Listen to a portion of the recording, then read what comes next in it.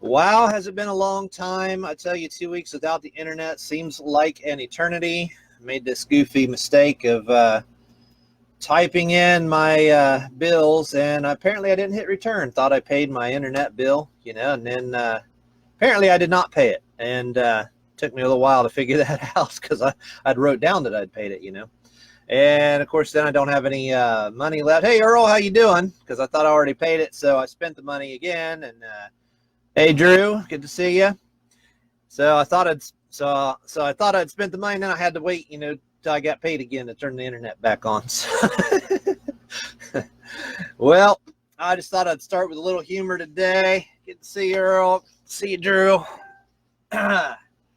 INTJ, if you don't know, it's one of the personality types, and you don't have to necessarily put too much stock into personality types. They're more for fun of just having a way to help others understand how your thinking works and that sort of thing. But don't ever feel like you're bound to it too intently or anything, because everyone's an individual, and personality types only mean personalities. And does not necessarily mean, that you are incredibly smart because somebody in that personality type is smart and that sort of thing.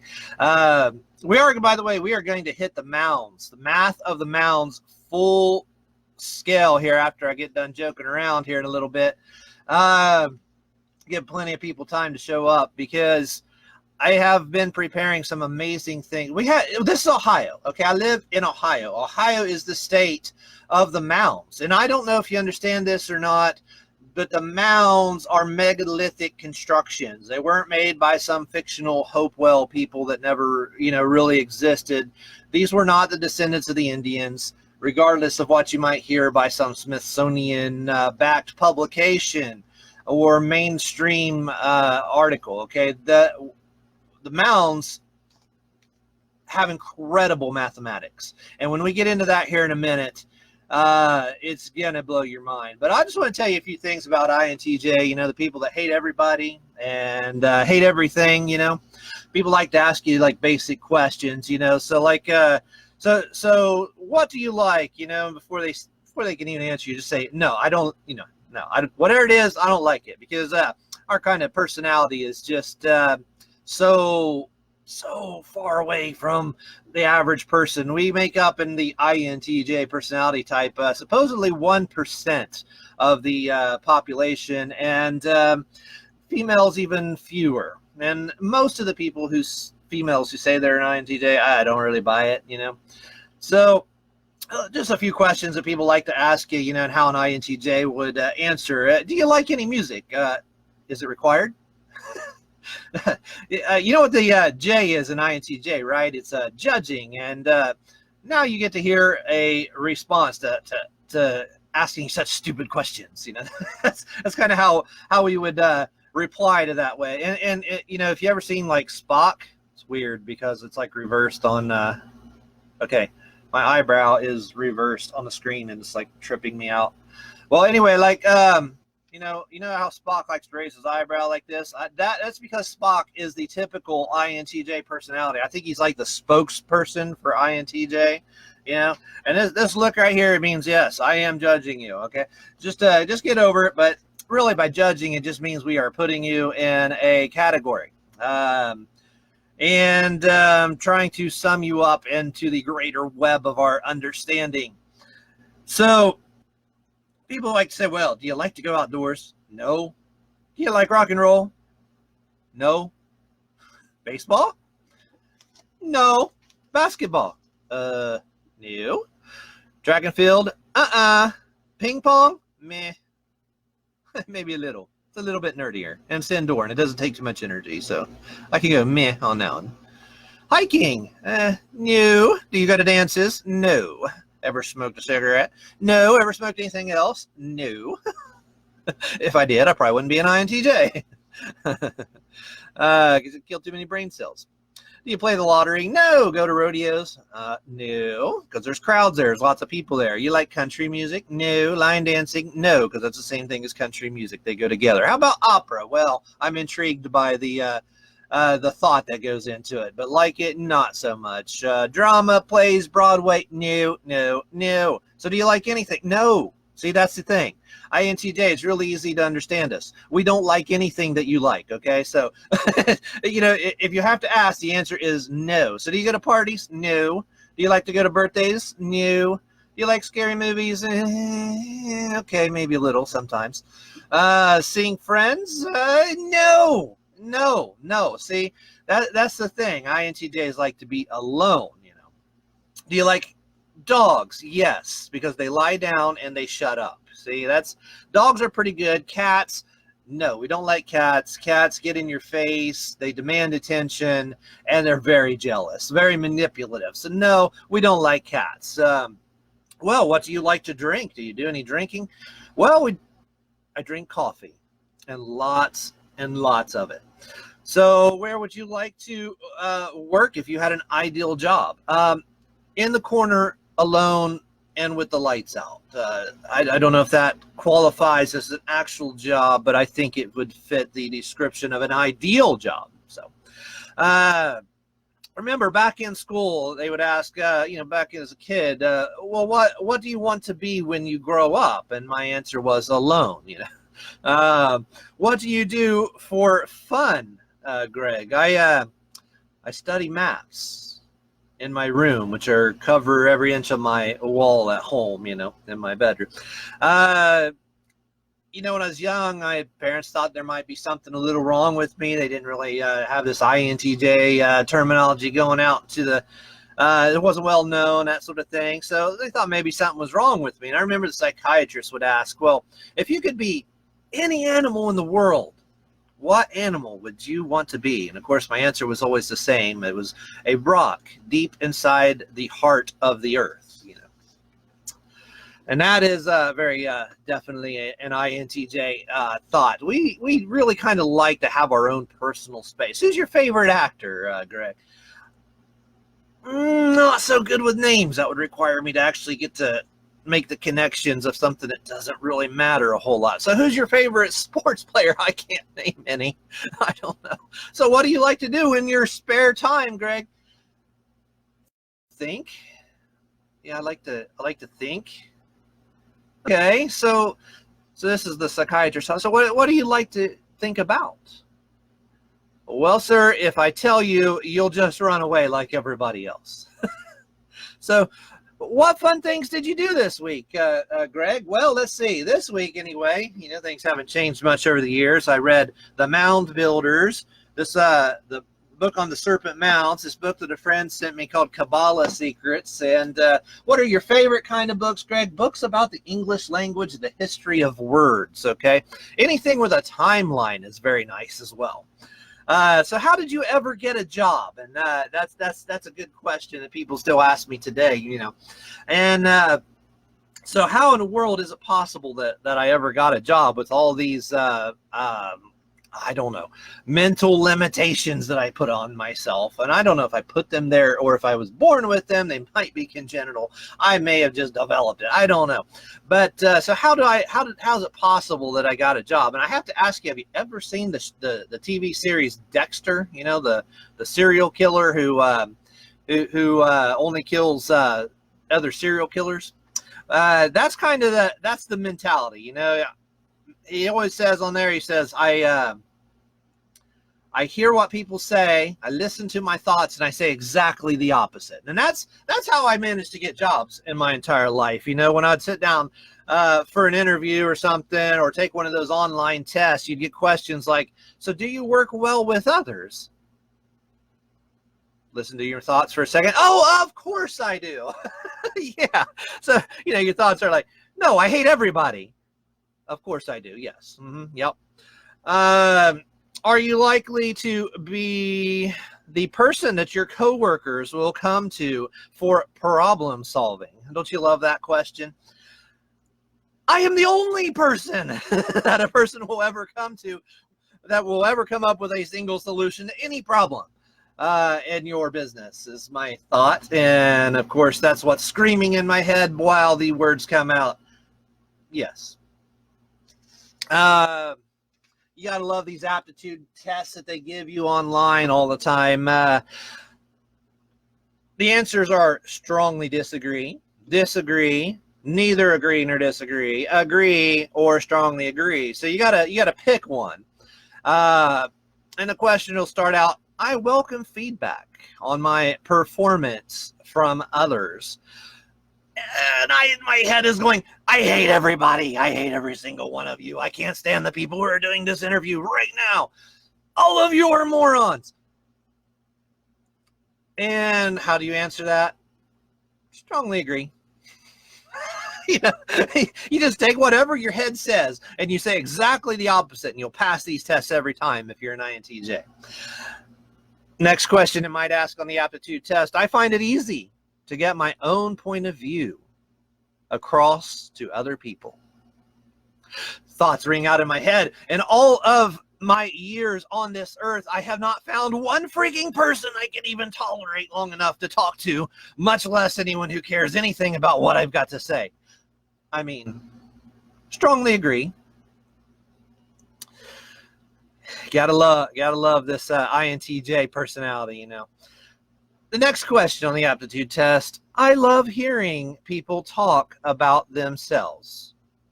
Yes, all of them are women and I'm a guy, so, well, women are pretty, so yeah, I guess strongly agree. Probably not if you're a female INTJ, I don't know. I adapt easily to change. Okay, I've had the same hairstyle since I was 6 years old. I've never thought about the possibility of changing brands of underwear. You know, it's fruit of the loom till death do us part, you know. Not the same pair. Okay, I just want to clarify that. I still have my stuffed dog that my grandmother gave me for my 5th birthday. No joke. So what do you think? And of course, the real answer is strongly agree. Of course, I adapt easily to change. Of course. Next question on the aptitude test they might give me is, I enjoy convincing others to change their mind. Do you understand that is the whole purpose of life? Or, you know, you just want to pull your hair out. Strongly disagree. I tend to be quite a relaxed person. The next question on the aptitude test. And for an INTJ, well, yes, when I'm completely alone, strongly agree. But that's not, of course, the way they meant it, but that's the right answer. I am happiest when I provide good service to others. No, I'm happiest when I convince the brainless masses of what is best for them. Strongly agree. I feel assured that I can do what is expected of me. Yes. I feel very confident so long as I never have to speak to anyone, never get distracted, never have to deal with complaints, or be forced to bear the ignorance of coworkers, or have to tolerate their bad spelling and their poor grammar. Then yes, strongly agree. So maybe that gives you a little insight into the typical INTJ personality, way of thinking, loner mentality. Now that we've done that, let's go into what I've been thinking about these last few weeks while my internet was down. And let's talk about those mounds. Got my board here set up. We'll see which marker works the best today. That one's not working. Let's try this one. There we go. Okay. Again, I live in Ohio, you know, the land of mounds. I mean, there were hundreds and hundreds of mounds, and there's still a good bit of them left, but they destroyed a lot of them. One of them, no joke, okay, will look like the Hebrew letter shin. I don't know, something like that. I don't know, it looks a little bit like a W. And there was an oil lamp beside it. How do you draw an oil lamp? I don't know. Something like this, you know, to burn. Okay. And this was dug out. I mean the opposite. This was dug out, and this was a mound. Okay, so they took the dirt from this and put it over here. Obviously, that has some Jewish background. Okay, this is still here. You can look at this on Google Earth, find the coordinates, and you can still see it in some farmer's field. I'd love to go look at it someday. Clearly, there is some amazing history in the mounds.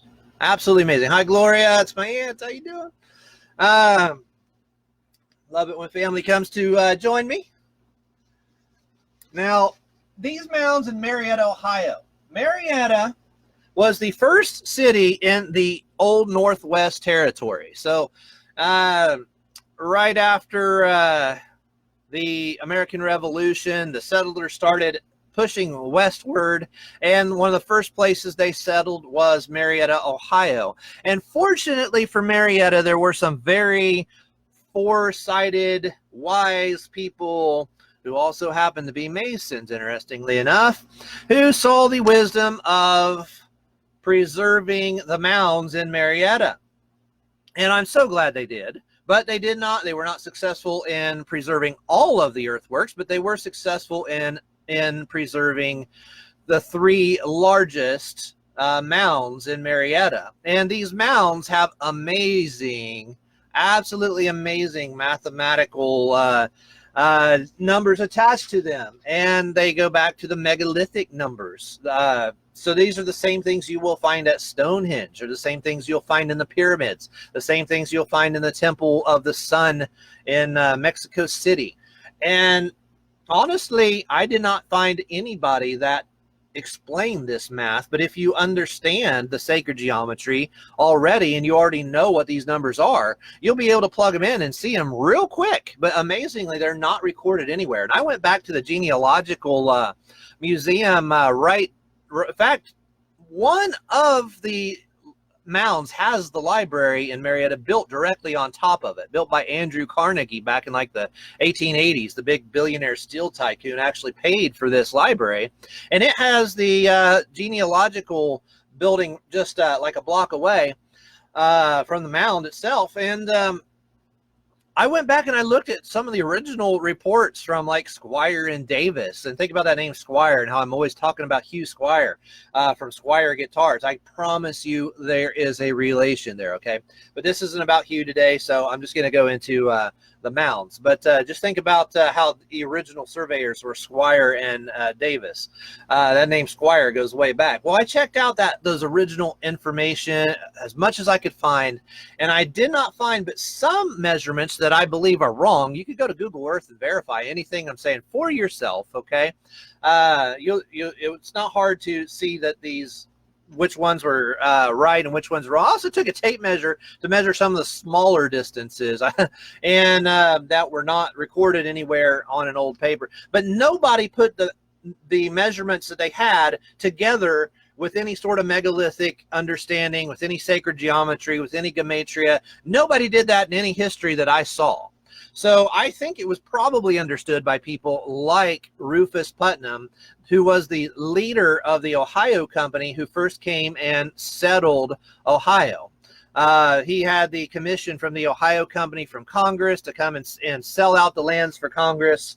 And, they raised money to buy it, I think, for the government is how it worked. And then they went and sold the land for a profit, I think is how it worked.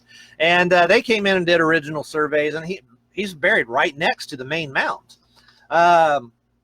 Interestingly enough, and you may have seen that in some of my old videos. My last video on the mounds, I was just flirting with the information, and I hadn't quite figured it all out yet. I was on the right track, but it's incredibly anemic to what I'm going to tell you today. I've come so much further in my understanding.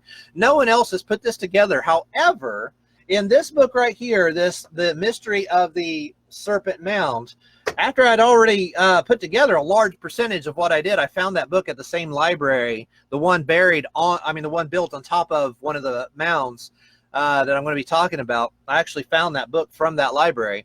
And it didn't say anything much about, it did say a little bit about the mounds of Marietta, but it went into great detail about Serpent Mound. And I discovered that he had already written a lot of the things about Serpent Mound that I was already discovering about the mounds in Marietta, which is really amazing, which is very verified that I'm not crazy.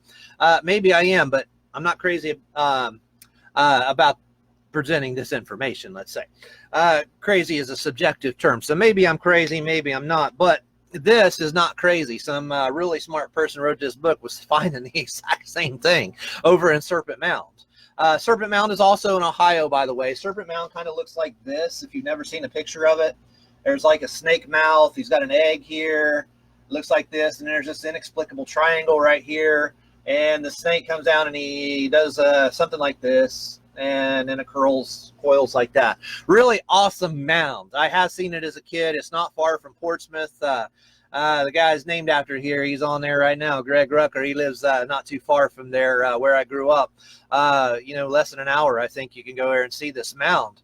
Really something that needs to be preserved for all time. And I'm so glad that it did not get destroyed by the early settlers. And it almost did.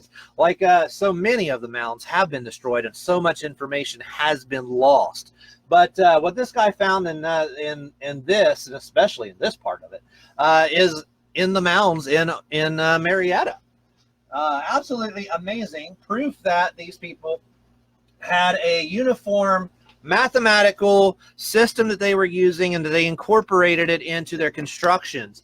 All of the mounds, by the way, every single mound you'll find in Ohio, I think anyway, pretty much all the ones that I have read about or got any information about, they all mark the solstice in some way, and the ones in Marietta are no different. They mark the moon, the midpoint of the moon, and the furthest 18 and a half year cycle of the moon.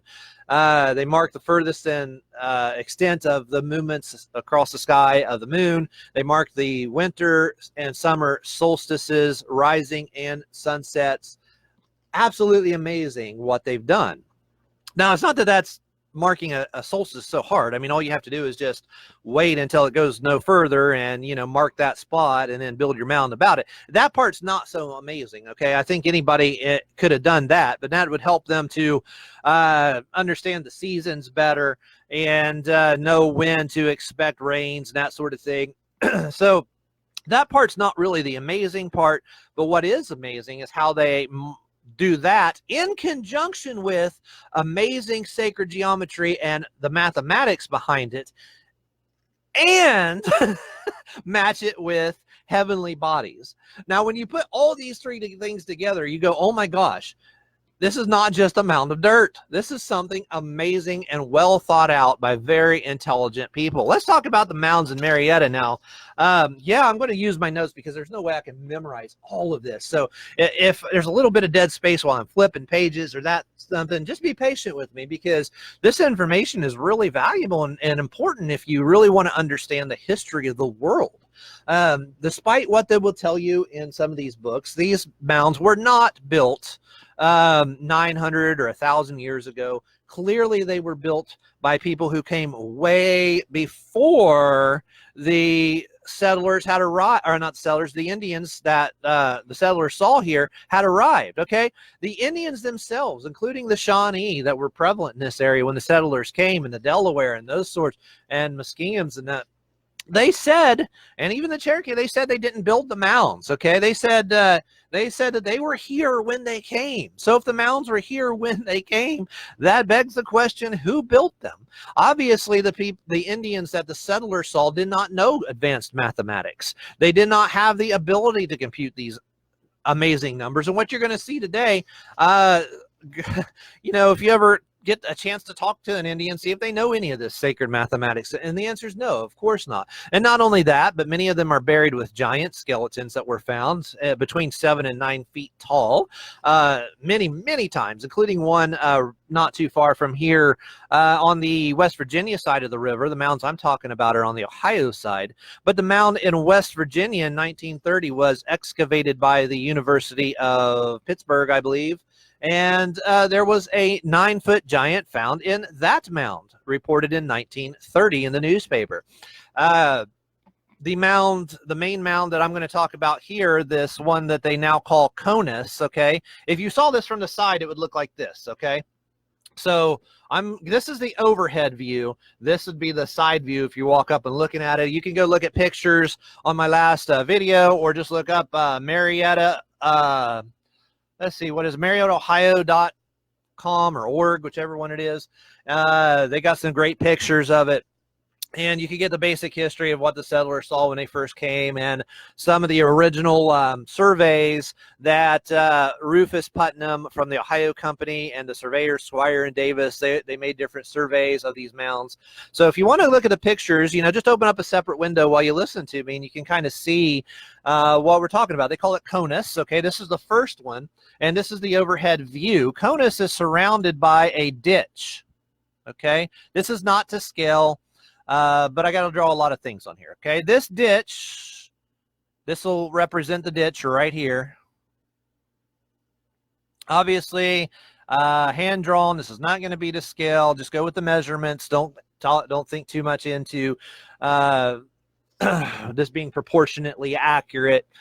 Just go with it. There is a small entrance ramp. You actually go down a little bit before you have to go up this hill. And one of the first things that I discovered that was really amazing, that really set me to look into what might be going on here, is when I checked the elevation of this mound. Okay, the elevation of this mound. Now, I checked several websites, and I don't know which one is perfectly accurate, but they ranged from 669 feet to 600 and I don't know, roughly 90 feet. Okay, and I'm pretty sure this one that I saw, the furthest one, was talking about the top of the mound. But so this would probably be the bottom of the mound. Now, how close is that to the number 666? Well, it's only 3 feet away. That's pretty darn good when you're talking about people who aren't using satellites or building something in the middle of landlocked Ohio, many hundreds of miles from the ocean. So here we have 666-foot elevation. You say, wait, I just heard something in what you said. You said you just used the word foot, didn't you? Ha, ha, ha. One person already called me out online. Well, don't you understand that these were Indians that built this? Remember what I just said? The Indians already said they didn't build it, right? Well, what do the Indians know about the unit, the foot? Didn't that come from the queen measuring her size of her foot or something like that? No. Okay, that is misinformation. That is factually wrong. That is incorrect. I got to get my cords tangled up here. Okay. That is factually wrong. It did not come from the Queen of England. No, the Unit 6 is very, very, very old, okay? This is why the United States is not going to abandon the foot and inches system for the metric system, because it was built by Masonic knowledge, Masonic understanding. And yeah, we can go into that today too if I can get to it. This may be a very long video, I don't know, but it's so cool. I can just go on and on forever about it. I'll tell you more about the 1776. I am writing a book about this, folks. So when I get done about this, you might want to buy a copy. Okay, I don't know where I'm going to publish it, because I don't think a lot of people like to publish this information because it brings out the secrets. Okay, so anyway, I don't know. I'll put it on Amazon or something. I'll find a way. It's going to be really cheap. I want you to buy it. Okay, eventually. It's not done yet, but it will have all this information on it and a lot more. So anyway, 666 is the base 6 system. Genesis chapter 1, verse 1. In the beginning, in Hebrew, okay, it says God made 6. Yeah, I know, right? Yeah, well, that's the way that the Kabbalists understand it and read it. So, yeah, that's literally the first verse of Genesis. In the beginning, God made 6. Yeah, I know that's not how they translated it. I get it. I understand.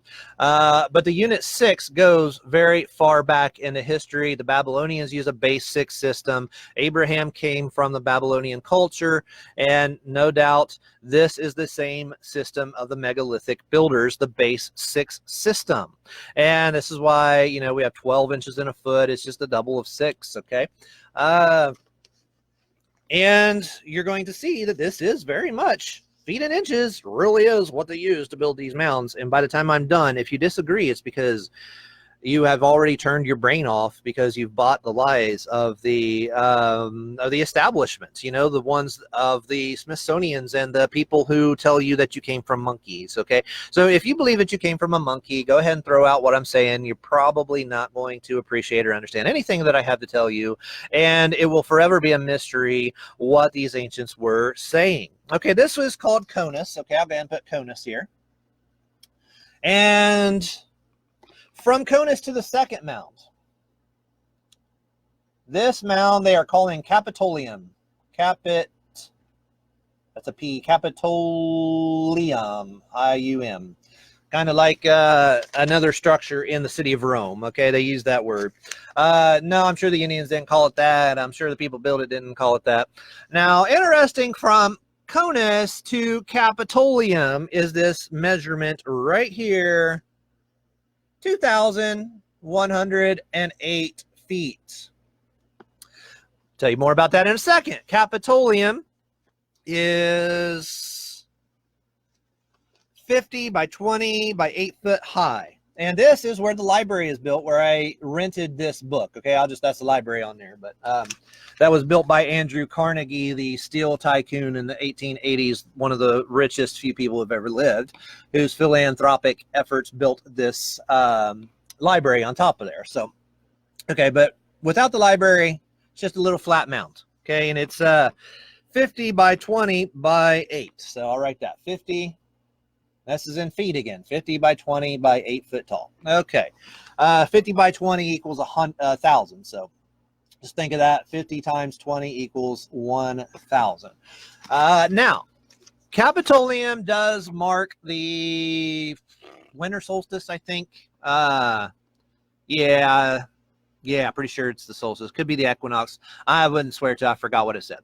But I'm going to be more into the math, not so much into the equinoxes and all that stuff. Now, going from there, a shorter distance, 1,054 feet away, which is half of 2,108, you will find one more mound here. And it looks a little bit vaguely like a turtle. Some people call it Turtle Mound around here locally. It has 4 entrances. This one has 3. And that's very, very important, because the first thing that I notice is 3 entrances, 3 ramps. And yes, this was in the original surveys that they had 3 ramps and 4. So when the first settlers first came here, they drew it with the ramps that are still present on there today. In fact, I went up there last week and just walked around them and just kind of got my bearings for it, so in preparation for making this video, to think about this. So, all right, now this is 3 ramps, right? Then it's missing 1, right? So there's missing 1, and then there's 4 ramps. What do you notice about that? Oh, it's a reference to pi, 3.14. Isn't that interesting? Now, let's see, from here to here is 2,108 feet. Now, take it from here to here, and you add another 36, I'm sorry, to here, you add another 36 plus 15 feet. So 36 plus, no, just 36. Okay. So you add another 36 feet. So you go 2,108 plus 36. And that's 12, 14, 4, 1, 2. Oh, there's the number 144. How many times have we talked about the 144,000 in Revelation? And how important is that? Well, that's in the pentagram, which is a tool used to build megalithic constructions, I am convinced. That is 2 points around the pentagram, okay? 72 degrees. If this was a circle, this point would point to 360. This would point to 72. This would point to 144. This would point to 216. There we go. 216 and 288. Okay, so 72 and 72 is 144. So they've measured double this. Then they gave it by the extra 36, which I measured with my tape measure, because the old Squire and Davis reports say that that is a 33 foot. And I said, no, I don't believe so. So I actually measured it with my tape measure, and there is definitely 36 feet between here. And that's very important, because it comes out to the right measurement. I thought, well, 33 can't be right, because it's changing things on here. But 36 was definitely right on. Now, look how close this is to 216, okay, 2,160. 2,144 is only 44, 54, 16 feet away. And this is all so important. From the cube. Now, what is a cube? Okay, think about this. A cube, which I've written this 1,000 times, but if you're new, maybe you've never seen me write this before. Okay, a cube is 2,160. It is related to the moon because the moon's diameter is 2,160 miles. A cube is 90 degrees on every single angle. Okay, so there's 90 degrees here, 90 degrees here, 90 degrees, 90 degrees, 90 times 4 is 360. 360 times the 6 sides of the cube is 2,160, just like the moon. Okay, people make a mistake all the time with Freemasonry because they think the square and the compass, they think the square represents this, but it doesn't. Okay, and that'll be in my book. That'll give you something that to think about later, that the square does not represent the cube, and because of that does not represent the flat earth. Okay, but that's where a lot of people take it. The world is not flat, by the way. So if you think I just said that the world is not flat, no, I do not believe nor espouse that the world is flat, and that these measurements that I'm showing you prove beyond a shadow of a doubt that megalithic builders knew the exact size of the earth at least 3,000 years ago. And you can't know that unless you know it's round to begin with. Okay, but anyway, but that's incredibly important because people misinterpret that because of the masonry symbol, and they think that the square represents the earth, and it does not. But all right, so anyway, we do have 2160, 2160, and this distance right here is very close to 2,160, but like I say, it's 16 feet away. Now, again, I'm going to have to flip pages because I want to make sure I say the right thing, because I do occasionally get things mixed up, but you know, 1 through 16. Okay, it's 16 feet away. Now, the triangular number, or if you add the numbers 1 through 16 together, and yes, I figured all this out, okay?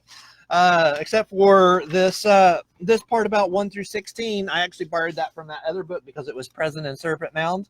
Okay, but this 1 through 16, if you add 1 plus 2 plus 3 plus 4, and you get all the way to 16, it equals 136, okay? Not 1.36, it's just 136. So think about this. I just told you that this distance right here is 36 feet from the edge of the mound to the beginning of the ditch is 36 feet. And we have a 16 foot shortfall, which equals 136. How amazing is that? Now, we said that we believe that they were shooting for 666 feet in elevation above sea level. And what is 36? Well, if like 1 through 16, if you do that with 36 and you take 1 plus 2 plus 3 plus 4, and you keep going all the way to 36, you will come up with the number 666. And here it is at nearly very, very close. Remember, they were measuring this without the modern use of satellites, folks, to 666 feet above sea level. How amazing is that? They knew exactly what they were doing with their math. And every single point along the way adds something more to it. Okay.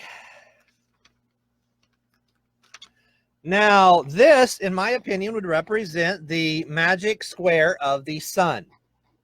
Okay? The magic square of the sun, and if you don't know what magic squares are, feel free to Google them, but they are numbers that are kind of like Sudoku, where the columns and the rows all have to equal the same number. So there's numbers in here. For instance, I ain't going to draw them all because they take too long. There's like 6, 32, 3, 34, 35, and 1, okay? In the first row. Okay, this would be the magic square of the sun. Well, if you add them this way and if you add them this way, they will equal 111. And then there's 1, 2, 3, 4, 5, 6 rows. 1, 2, 3, 4, 1, 2, 3, 4, 5, 6 rows, okay, and 6 columns. So when you add them up, 111 plus 111 plus 111 plus 111 plus 111, it equals 666. So it's the magic square of the sun, okay? It's a little bit like Sudoku. And I see that my camera's not all the way on there. I'm sorry. So columns and rows, 666, okay? This would represent the mathematical understanding of the magic square of the sun as well. And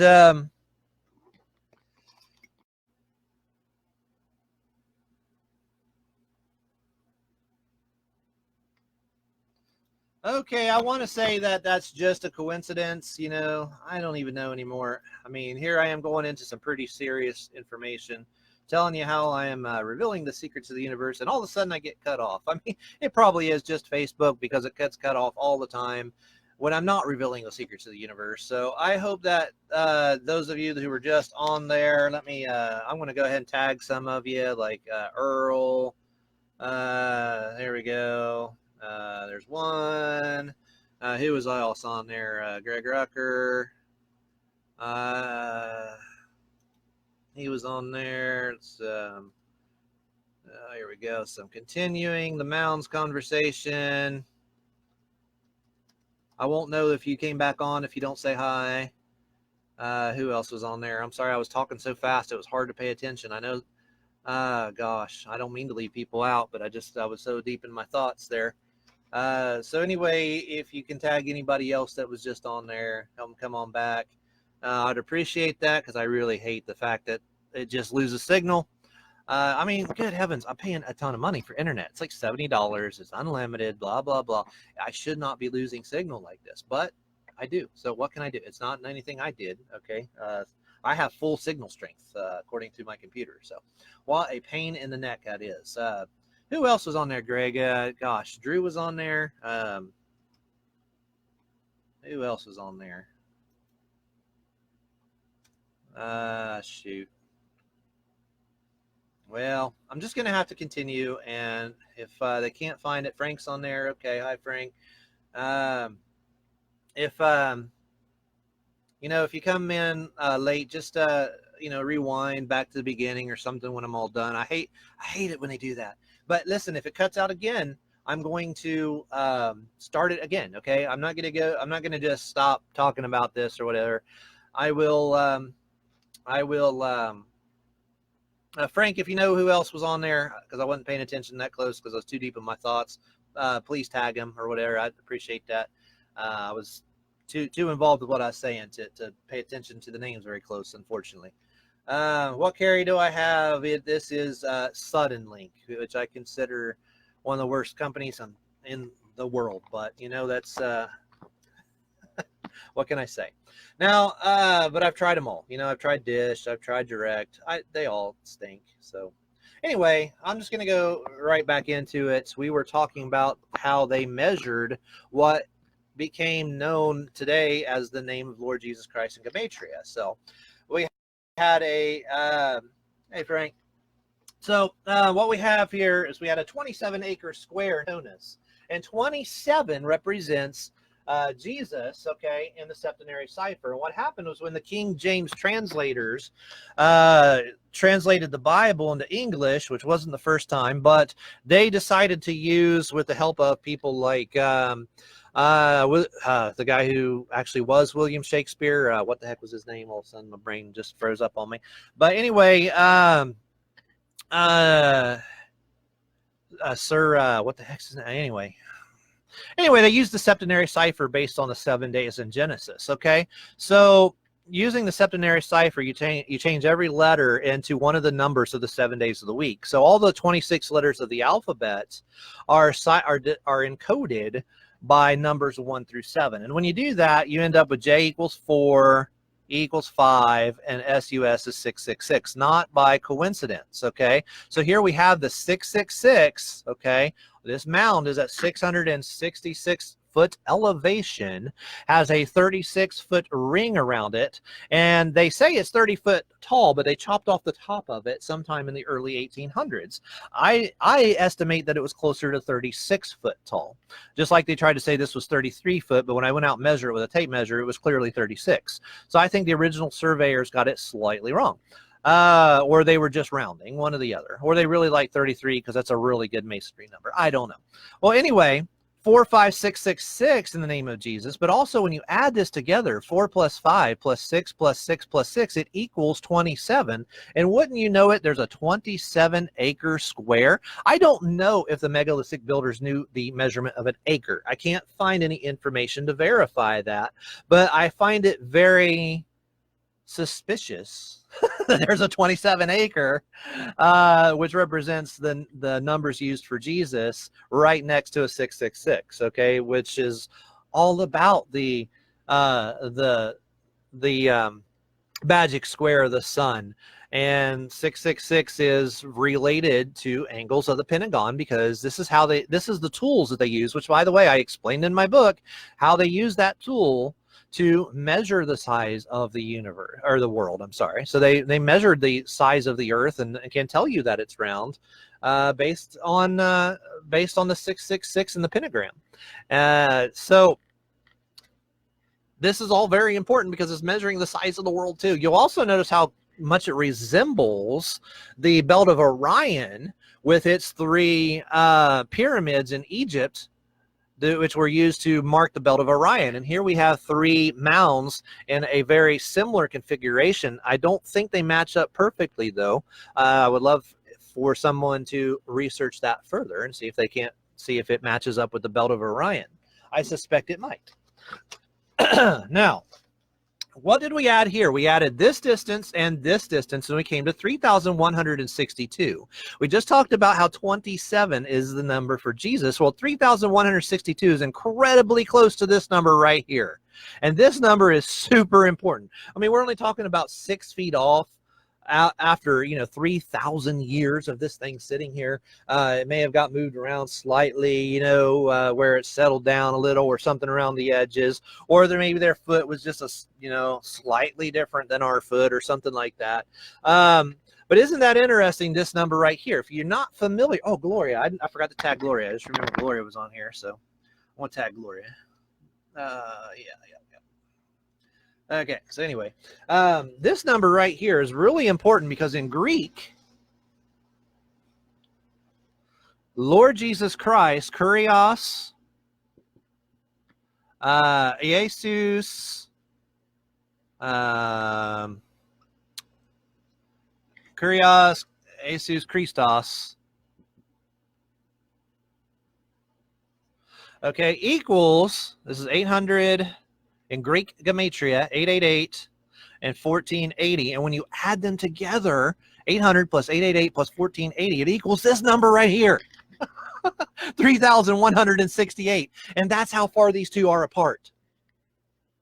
What are the freaking chances of that? And you're going to tell me that the Shawnee Indians, or some predecessor of the Shawnee Indians with their arrowheads, knowing no math at all, having no written language, they made this? You're going to tell me that?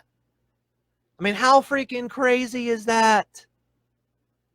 Yeah, 27 is even in English gematria, the word ritual is 27, and which is based on rites. Okay, the word ritual is based on the word rites, and rites are what this is all about. They're definitely rites and rituals about heavenly geometry. How is this possible, man? How is this possible? And you can't find this in any book. But it's real obvious what they did. Now, here's some more. This was in the book. They said that the diameter of the mound was 115 foot. Okay? Seems pretty reasonable. Looks about accurate to my best calculations. So I went with it, and I think they're right because, look, 115 divided by pi, or 3.14, is, guess what? 36.36, but it's still 36. You end up with the distance between the mound and the ditch. How's that possible, man? And you're going to tell me they didn't know? You're going to tell me the Shawnee that didn't know how to add, subtract, multiply, and divide did that coincidentally? Heck no, they did not. Okay, they did not. Now, what might have been about 30 to 33 feet was this area right here. And 33, interestingly enough, is known as, Jesus was 33 when he died, and did 33 miracles, because this is like the ritual completion number. And it's interesting, like Jesus is also known as the door, okay, the way, the truth, and the light, okay, and you have to humble yourself before you can go up. This actually goes down before it goes up. And you won't read that anywhere, but I mean, I went to it. You can go see it for yourself. You go down before you go up. How this side of is lower in altitude by a couple feet than this side, okay. That puts it even closer to maybe they were measuring it. Like if this was 669, according to one of the sites I saw, and you take 2 away, I mean, that's real close to 666. You know, maybe they did have it measured right. And I don't know if they accounted for that drop in elevation of a couple feet. Now, this is also very interesting because if you take the diameter, if you add the outside of the ring, you come up with 200. Let's see. Oh, gosh. Wish I had a bigger board and a bigger room and, you know, chalkboard or whatever. Okay, but I don't. So anyway, no sense in griping. So if you go from the outer edge to the outer edge and you find the diameter all the way across from the edge of the ring to the other edge of the ring, guess what? It's 215 feet, one away from 216. And what did we say about the square and the moon? 2,160 angles in a cube, 2,160 miles diameter of the moon. And you think that's coincidence? Gosh, there's no freaking way. Now, get this. There is a unit in megalithic construction called the megalithic yard, Y-A-R-D. Like, you know, we use the term yard in our English system, meaning 3 feet. But back then, the megalithic yard was a little less than 3 feet. It was 2.72 feet. Okay, so 2.72 feet. And if you divide that into pi, okay, pi divided by 2.72, it equals 1.15. And yes, the megalithic yard, it's all over. Look at the 1.5 right here, 1.15. See, it's right here again. And the megalithic yard is all over Stonehenge, okay? It's all over the Sun Pyramid in Mexico, you know. I mean, these numbers, it's all over Serpent Mound, okay. They used this very well known, and you have to know the people that did the math over there in Stonehenge were using the same freaking math right here. If you can't see that by now, I mean, you got your blinders on. Makes me wonder if I was cut off on purpose, you know. You have to wonder. Now, if you take the inside circles of this from here to here, okay, from the inside ditch, and you look at the diameter of that, it equals 187. And yeah, I know I gotta erase. I just have to. I know it's like kind of like dead air time. People don't like to listen to you or watch you say and erase stuff, but I mean, I only got so much room on this board here. Now, so the inner circle, the diameter is 187. Well, that means 2 things to me. One, it is 186, like the moon cycle is 18.6 years, okay? So you have the moon cycle, which is 18.6, very close to 187. And where was the other 187? See, I'm sorry, I have to look at my notes, but yes, there it is. Now you take 187 and you now this came straight out of this book right here. Okay, I didn't make up this part. I'm going to get credit where credit's due. It came straight out of this book right here because it was all over Serpent Mound, the same numbers. And 187 times by 4, and then an interesting here, the 187 here too, is 748. I think my board's going to fall. All right, 748. And then if you take 748 and you divide it by a quarter of a megalithic yard, which is 68 or 0.68, it ends up being 550. And let's see, 550 is the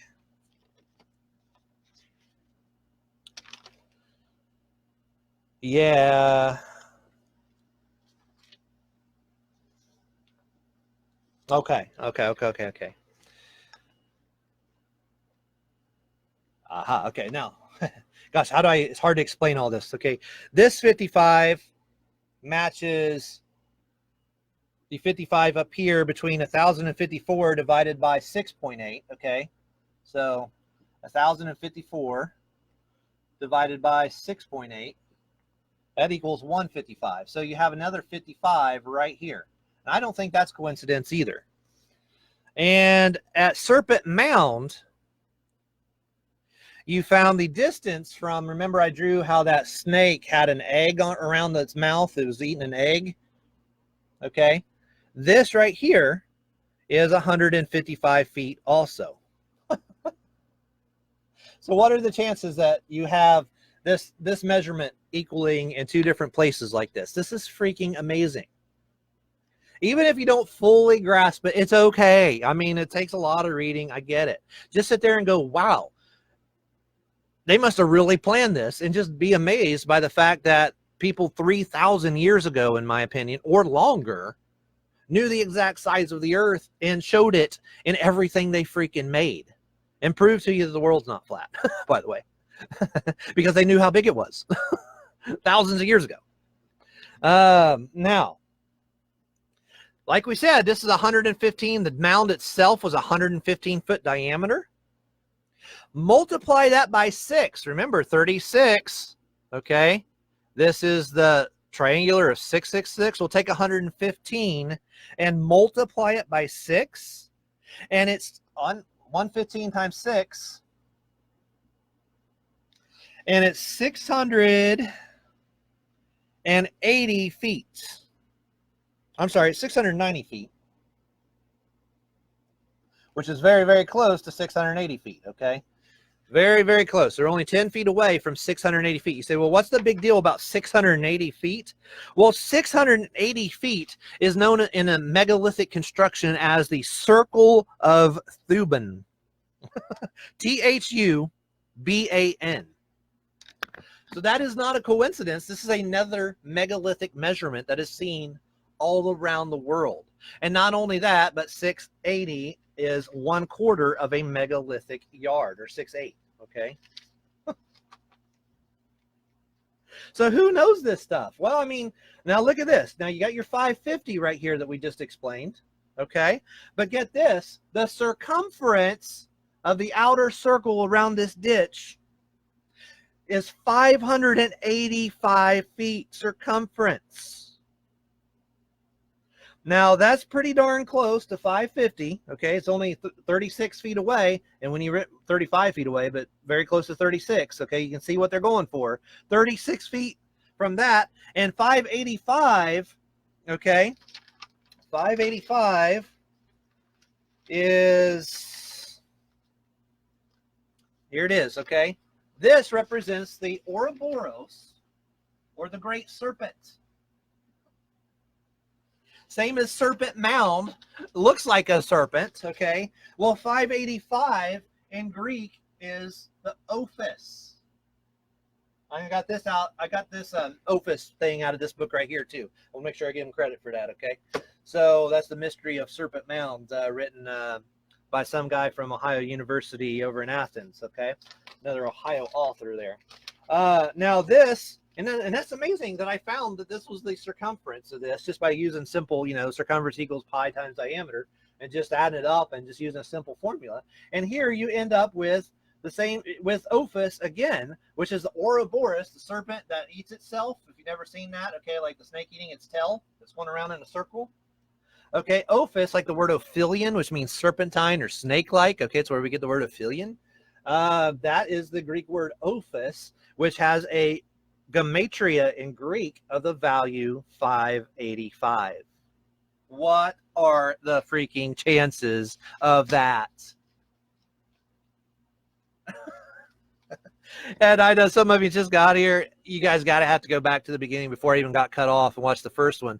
There's so much here. And this is supposedly made by, Shawnee Indians with their, bows and arrows and using stone tools to carve out all this dirt, which is made with some amazing construction techniques that is still this exact after 3,000 years.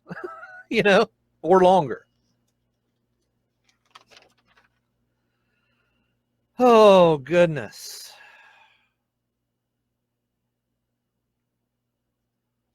Now, let's see. I had okay, the circumference of the mound itself is 361.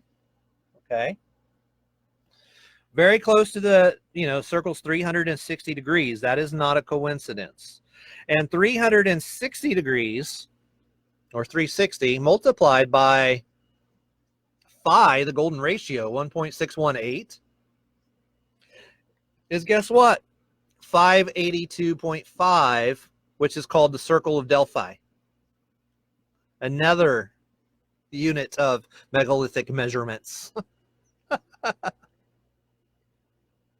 I mean, this stuff's crazy. Oh, gosh.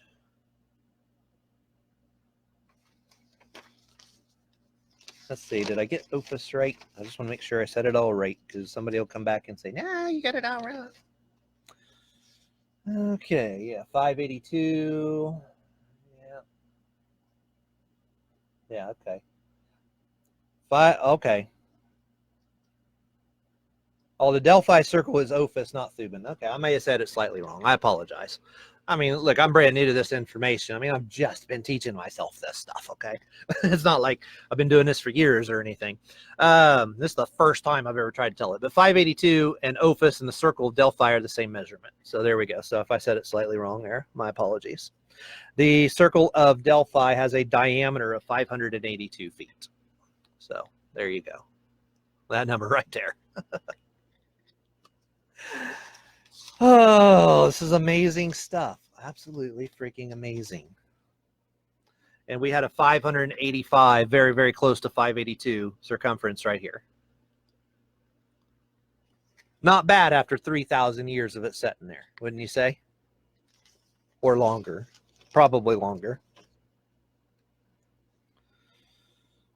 Alrighty, so you say now this is, I'm just going to tell you from the Mysteries of the Serpent Mound book right here a little bit about that Serpent Mound and how it had a 666 measurement in it also.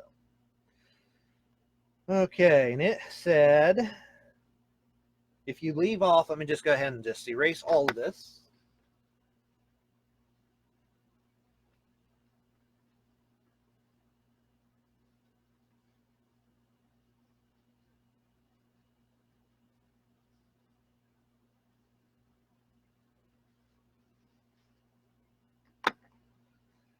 Alrighty.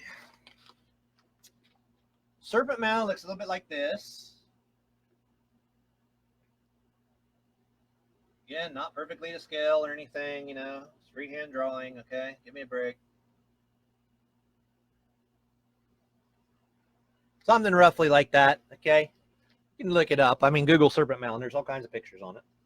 Now, according to that book I just showed you, from here to here, 1,332 feet. Which, like I say, all these are just really, really close. Let me put this camera up slightly so you can see it better. 1,332 feet is very, very close to 1,338, which is what? 666 times 2.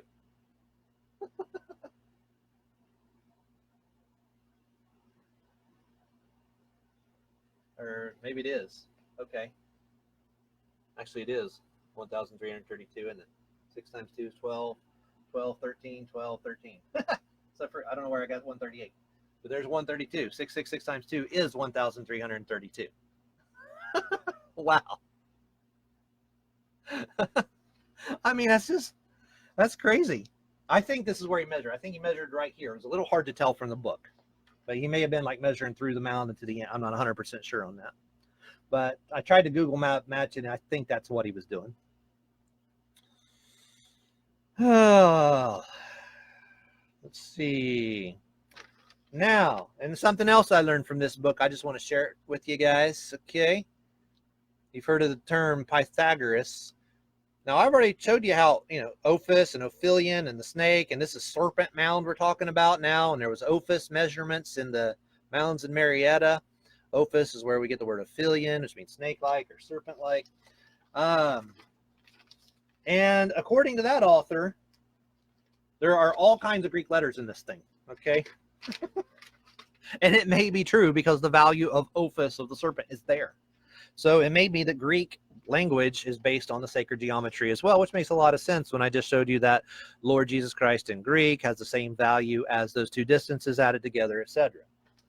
It makes a whole lot of sense, actually. Now, Pythagoras, okay, this Greek mathematician, right, whose name is based on, starts with pi, 3.14.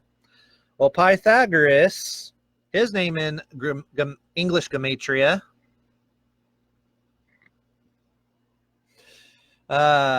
equals 864, the diameter of the sun, okay? So they told you 3,000 years ago how wide the sun was, 864,000 miles, right? And the last letter, if you change the sigma at the end from a value of 200 to 2, you change the value of his name from 864 to 666, okay? So 666 is integral to learning the size of the world, which you can do with a simple pentagram, and they knew how big the world was. These were the measurements that were also present in the pyramids at Giza, and you can find all this stuff and put it all together and use it, square the circle, and so on, and you will know exactly how big the world is. With some basic understanding of math, they knew this thousands of years ago, okay? And I don't know if it's basic. I mean, they had a squared plus b squared equals c squared, stuff like that. And just a little bit of experimentation, something similar to what that Greek guy is always blamed for doing, that used sticks or whatever to measure the size of the world. So simple stuff like that. I forgot his name all of a sudden. I had it wrote down. But just simple stuff like that, added with some basic math and some simple understanding, and just a little bit of basic understanding of the masculine and feminine, the sacred masculine and sacred feminine that are represented in all these numbers, and you will see that it's not that hard to understand how big the earth is, how big the moon is, and how big the sun is, and that it was done like that on purpose. Think about that for a minute. In your face atheists, for heaven's sakes, you have to be a complete fool to be an atheist, because the entire world and the sun and the moon are all put together so that we can measure them by basic things that we can understand here on earth. How amazing is that? Now, I was reading about some other mounds here in this book right here. This one was Mound Builders of Ancient America. Actually, I think he's the one that's from Athens. The other guy, I don't know where he's from. This guy, I don't know where he's from. I think I said he was from Athens, but the other one's from Athens. Now, I was reading about some of the other mounds in Ohio, okay, and other places. This mound, okay, this one's in Florida, and this one blew my mind. I'm going to erase this for a second. If you don't think like the founders of America understood this knowledge, you will if you're paying attention after this. I mean, this is pretty man. If you don't think they used feet and inches back then, oh, they did. I think a basic system very similar to the foot at least. Or maybe our system is just proportionately accurate in some way to something they had. That would be understandable too. Now, in Mount Royal in Florida, there is a mound that is 555 feet in circumference. Our mound there was 582 and that sort of thing, but this one's 555. Well, what is that? It's 16 foot tall. Remember, we were just going through the 1 through 16 a minute ago? Okay, so it's 16 foot tall and it's 555 feet in circumference, which multiplied by 12, like, 12 inches in a foot or whatever, is 6,660 inches. Okay, you think that's a coincidence after everything we just said? Yeah, I know, they sure don't, Frank. They don't teach nothing like this in public school. That's why we had to go out and we had to piece this together, we gotta go out and teach this to the masses, because people like the Masons want to make it a secret. Why would you keep this a secret, for heaven's sakes? For heaven's sakes, proclaim this stuff to people, as loudly as you possibly can. So yeah, 1 through 16, by the way, was 136. That was really present in our last, in the Mounds in Marietta. 36 is the triangular number of 666, and here it's 555 feet around, which multiplied by 12 is 6,660. And our builders in Washington, D.C. understood this when they built the Washington Monument. Okay. And I used to get mad at this stuff because I thought they were lying about stuff, but they were just using this old geometry that they know fully well, which is probably why you can't find it on the old maps and stuff. You had to piece it together yourself. But this is 555 feet tall, the Washington Monument. So again, so they're still today building this by the same megalithic numbers and numbering systems and basic systems. Okay, so this has been going on a long time, and they're still doing it today.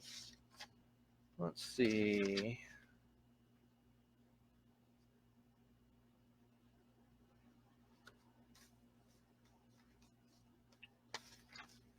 Yeah, I just want to make sure I didn't miss anything.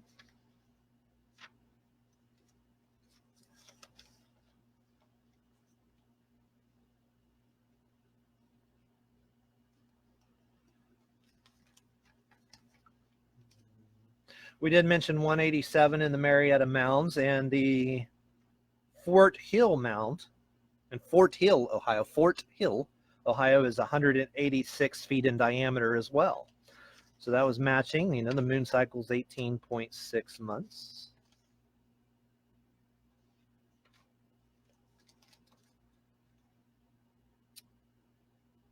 Aha.